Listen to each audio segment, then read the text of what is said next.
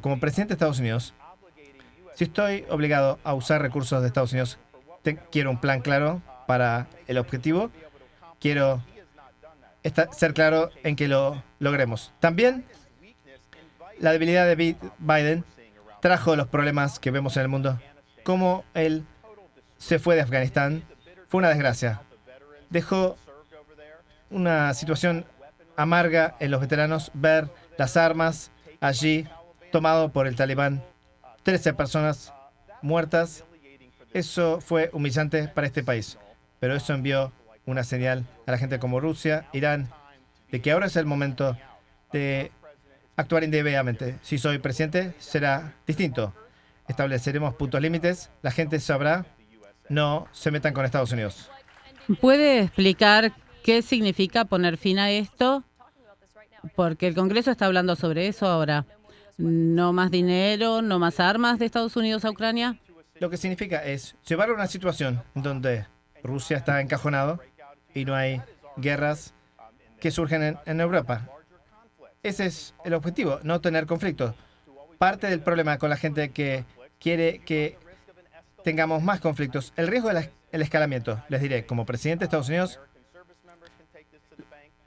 el personal militar pueden apostar a esto. No enviaremos tropas estadounidenses a combatir en Ucrania. ¿Qué pasa con otras?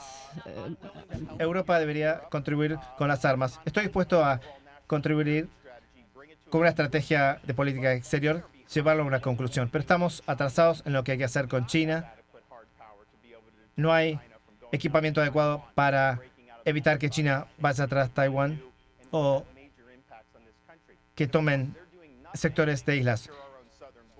Y no hace nada para asegurar la frontera sur. Esa es una amenaza a este país porque ingresa gente hostil. Hay que enfocarnos en las cosas aquí. Lo que me molesta de lo que sucede en Washington es que ignoran problemas aquí, en Estados Unidos, y se enfocan en cosas que están del otro lado del mundo. Es un problema, es un interés, pero no se puede superponer eso a nuestra política de seguridad nacional. Now, tremors from Russia's large-scale attacks are also impacting Poland, neighbor to both Ukraine and Russia, and a critical NATO ally. Just last week, fighter jets scrambled after Warsaw reported a Russian missile entered Polish airspace headed to Ukraine. A new government there, headed by the former European Council President Donald Tusk, is pushing for a full mobilization of the free world to help Ukraine fend off Russia. Radek Sikorski is the new foreign minister, and he joins me now from Warsaw. Welcome to the program, Foreign Minister. Well, you're the Foreign Minister again, I should say. So congratulations. And Hello, I want Christian. to know, what are you and your government going to do to, as your Prime Minister says, rally the West? You must, I guess, feel the shock and the reality of this pipeline that's drying up now for Kyiv. Well, first of all, let me say how grateful we are to the people of the United States and personally to President Biden for rallying round Ukraine in her hour of need. We rallied round the US. Poland sent a brigade to Iraq, a brigade to Afghanistan, and now we are holding off an aggressive dictator who is bent on recreating a European empire, a concept whose time has passed. And Ukraine is the internationally recognized victim, recognized by the UN General Assembly. And the consequences of Putin conquering Ukraine would be catastrophic. First of all, of course, for Ukraine, but also for her neighbors, for Europe, and for the whole system of American alliances. President Biden has been to Kiev. The United States is present now militarily in Poland. The Ukrainians need to be given the tools to do the job, and they're doing the job extremely well. For a few percent of an annual US defense budget, they've already destroyed half the Russian army. The cost of deterring Putin after he conquers Ukraine would be much, much higher than the cost of keeping the Ukrainians supplied now. So I urge US lawmakers to pass the law that would enable them to defend themselves. As the new year begins, Russia's aerial assault on Ukraine continues.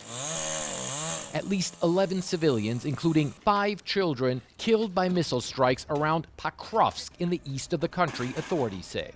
The buildings they were in reduced to nothing more than rubble. 2 houses have been destroyed to the ground, this official says. 134 private houses and 15 apartment buildings have been damaged. Search operations are ongoing. Ukraine says Russia has stepped up attacks both on the ground and in the air in the past weeks, killing nearly 120 civilians and wounding almost 500 more since December 29th, according to the UN. The U.S. claims Russia has even used missiles procured from North Korea to attack Kharkiv in northeastern Ukraine. Moscow hasn't commented so far, and Ukrainian authorities investigating the wreckage say they haven't yet come to a final conclusion about the missile's origin.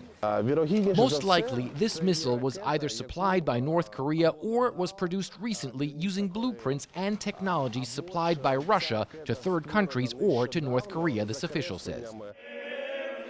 Russian President Vladimir Putin celebrating Orthodox Christmas as he escalates his assault against Ukraine. Meeting with families of Russian soldiers killed on the battlefield and vowing to support the loved ones of all those he sends to the war zone. You know that many of our men, our courageous, heroic guys, Russian warriors, even now on this holiday, defend the interests of our country with arms in hand, he says. I want to assure you, we will always have your back. But Kyiv says the Russian army is suffering catastrophic losses as it tries to push forward in several sectors along the front lines. Ukraine's ground force is releasing this video purporting to show Russian troops retreating after losing several tanks and armored vehicles in a failed assault. CNN cannot independently verify the date and location of the video. An angry Ukrainian president condemning Putin's renewed onslaught. In the new year, Russia tried again to bring Ukraine to its knees with air strikes, large-scale attacks, special combined attacks aimed at overloading our air defense and striking critical infrastructure. And Russia's leadership shows no signs of backing off as Ukrainians gear up to defend their land in what could be another year of tough, protracted warfare.